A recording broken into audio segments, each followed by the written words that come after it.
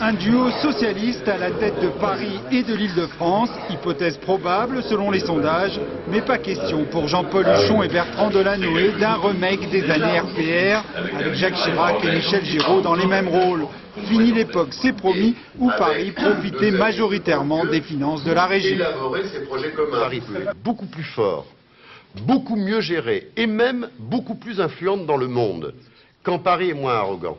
Mais le côté, méprisant ou condescendant d'ailleurs, qu'a eu parfois Paris et vis-à-vis de la région ou vis-à-vis d'autres métropoles du monde n'est pas du tout porteur de rayonnement, au contraire.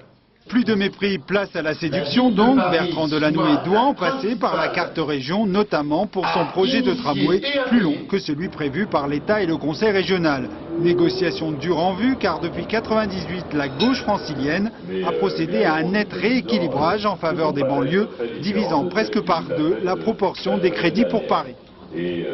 Je pense qu'il sera nécessaire de mettre l'État là aussi devant ses responsabilités. S'il y a vraiment de nouveaux projets pour Paris, il est hors de question que ce soit la région et Paris qui en assument la charge totalement. Nous sommes dans un partenariat et moi j'estime le partenariat c'est l'État, la région et les collectivités locales. Tramway, météore, couverture du périphérique déjà prévue, un futur contrat Paris-Région est à la merci de l'absence de majorité absolue de gauche au Conseil régional, sauf si la capitale accueille les Jeux Olympiques de 2008.